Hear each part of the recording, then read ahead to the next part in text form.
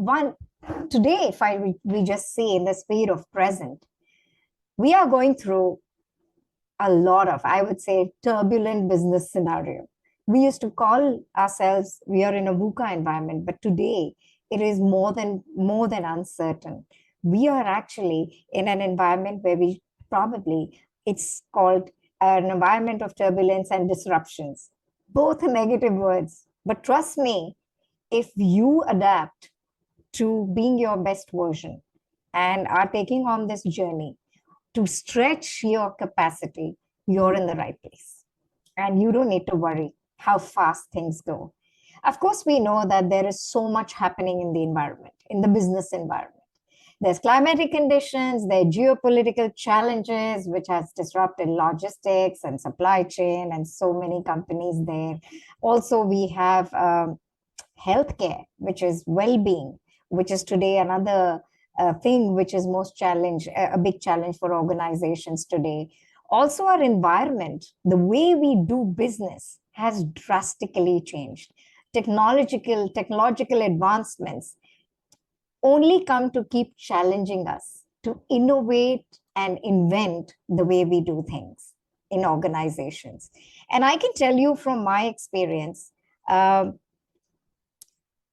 what we focus on and how we create value, how we organize in an organization, how we get work done, how we just show up has completely changed in the last post-COVID era. It is an era and a moment where you have to adapt to something called, I want to reinvent myself continuously. And I want to see the best version of me. I'm not going to compare myself to this one and that one, but I am going to find and discover and go on a self-discovery to finding my best version.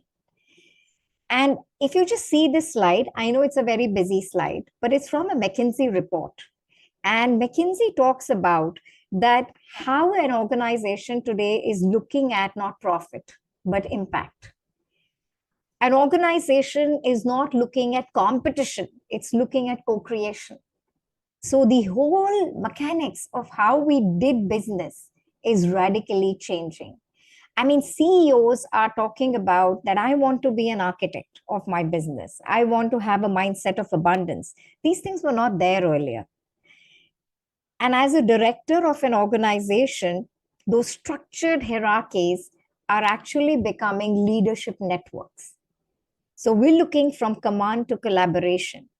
And we're looking at, finding those leadership networks who can co-create and deliver impact for the organization. We're not really looking this one-man show, this Bollywood star in the organization. I mean, those eras are gone. And how we get work done is, I mean, we all know that we are in a hybrid. Most of the organizations have adapted to hybrid environment. And in this hybrid environment, control is changing to evolution. So it's no more about that I'm going to control these KPIs and I'm going to control these goals and these are the goals which I have set for my function and my BU. No, it's more about evolution.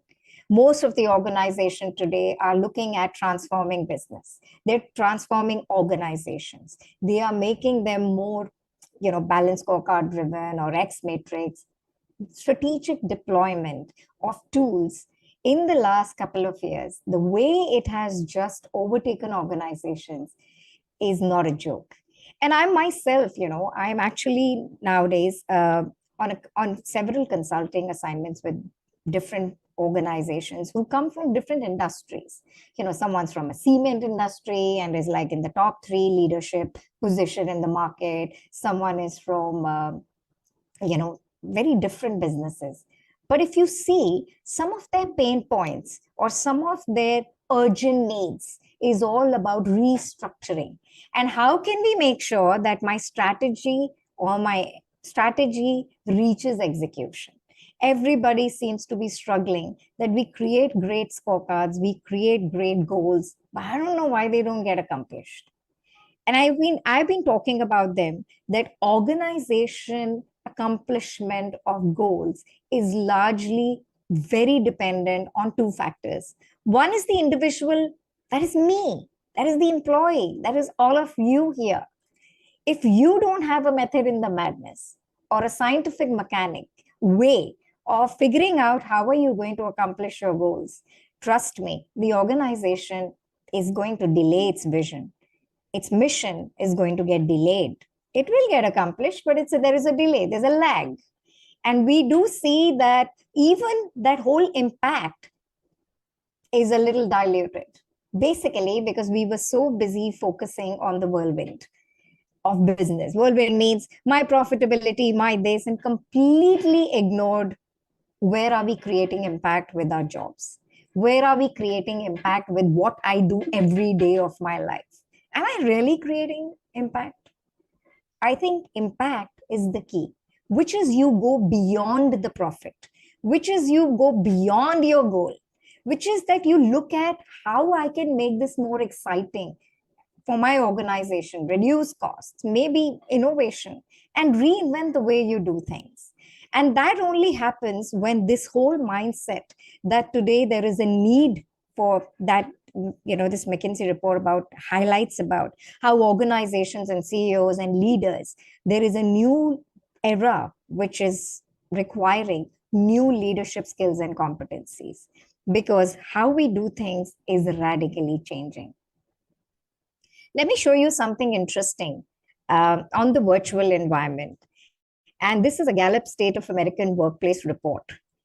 While on one side, we are looking at all this, we are listening, this is the American Workplace Report, which said decision making is becoming more difficult because we are in a hybrid environment. The organizations are managing conflict like never before because there's no collegiality. What is collegiality? I don't see my colleagues every day. I don't lunch with them. It's not the way it used to be. It's difficult to establish rapport and trust over Teams calls. I mean, even doing a session this way, I was not doing this a few years ago. We used to be in a room and we used to be just enjoying that whole energy we used to create in the room for 4 hours, 5 hours, 8 hours, depending on what the skill development that we were doing. Also, if you look at inability to read nonverbal cues, I've most often noticed people are off cameras in meetings. So how are we expecting? And these are some of the people challenges which are real for CHROs, for talent managers, for talent leaders, and also for first line to senior, middle to senior managers. I mean, why do you think in today's times the attrition or retention has become such a big thing? Well, the idea is that virtual environment, while it gives you a lot of flexibility and fun, and that is the way forward, it just does take away something called human touch. And how are we going to, how are we going to actually manage? And this hasn't even captured the two most important things, and I've written them in red, which is understanding different systems, processes, and technology. There are always people in the organization who can run with it. They are just born digital. But then there are others who can't run with it. They crawl with it, they snail with it, they walk with it, and they can't run with it. So what do we do with those if we don't have a growth mindset? And another thing, because we are not being able to run with everything, there is a natural low accountability. And we see this, that while organizations create great visions, great missions, great plans, great strategies, the annual plans are so robust and amazing. They are smart goals, and nowadays they are calling it smarter goals. But the idea is the smarter goals are not translating into completion. So they are just goals, and the goals are not getting accomplished in terms of metrics or in terms of lead measures and lag measures, right? And this is a huge struggle which the business is facing. So I'm showing you the business side of things. Now let me go to something which is favorite with me personally, having spent some years doing talent management and learning and development roles. The skill gap is really a reality for any organization. If you don't believe me, I've captured some charts for you. again from McKinsey report. Let me give you the good news. It's no more an era that today, whatever avatar you are, is going to last for a century. Anyway, we don't live a century, but for a decade. I mean, this is what surveys and scientific research shows, that hard and technical skills, what is the average length of time a skill is usable today in organizations? Look at the hard and technical skills. Less than 1 year, 8% people said. 1 to 2 years, 39%. So practically everything, if I see about, you can say 39% plus 35% plus 8, so nearly 60 or more than 65, 70% people feel that within 4 years or 3 to 4 years, your hard and technical skills go obsolete. They are redundant. Let's look at the soft and durable skills. We thought, who needs soft skills training? Who needs coaching? Come on. Who's going to spend on that? We are an IT company and we're only going to spend on tech skills. I heard this many times when I worked for an IT company. And I always said that there are no IT skills or hard technical skills till you have sharp soft skills. You always need a hardware and a software for something to work or give its high performance, highest performance that it can give. I mean, look at the soft skills. I don't think they are any different. If we look at the trend, it does show that within 3 to 4 years, there are new skills, and the skill gap is obviously seen to become broader. I mean, it becomes larger and larger. And organizations suffer because there is no productivity that they feel. And then because there is a skill gap, people take longer to do things or they make a lot of mistakes. Let's look at the right chart. Which of the following hard technical skills today are most in demand? And you can look at in the order of priority or in the order of in demand. Strategic thinking and analytical skills are the most critical today to be able to be successful in any organization across industry. Digital communication is another one, project management, because so many organizations, so many functions, so many departments. I actually talk to so many people when I'm coaching them. And I see that the need of the hour is to have some of these top four, which even McKinsey records, the top three. And the idea of these skills is that these are the ones which actually help you to be able to navigate through this era of turbulence and disruption, as we call in business today. Let's look at another interesting slide. So what do? I was just actually having a conversation, I think this week, with two of the CHROs. And this is what actually I created in one of these presentations that I made to them. And leadership capability building is very different today. I know so many organizations who are rewriting their values.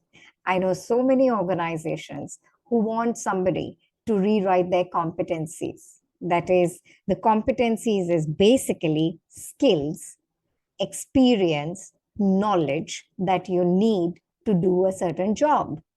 So if you are a leader, you need some skill, knowledge, and experience and expertise to be able to create magic at the level that you are hired or at the level that you are. And some time ago, some of these leadership competencies didn't even exist on the chart. And today, again, these are some of the favorite ones, or as I call the top competencies, which organizations are looking at to build in their leaders and also in their talent.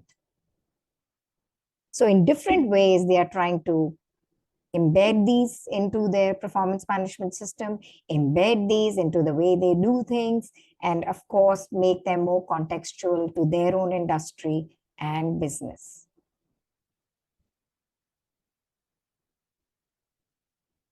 So what's your best version? And sorry, I'm not a feminist, but I just like the picture of that superwoman. And you can imagine a Superman as well. If you are a guy who's looking at your best version in this slide, what's your best version? Have you ever thought about it? Wherever you are today, whichever year, whatever course you're doing, have you really been able to invest in creating that whole best version in the current reality or in the current present? If not, then maybe you want to relook at your SWOT, or maybe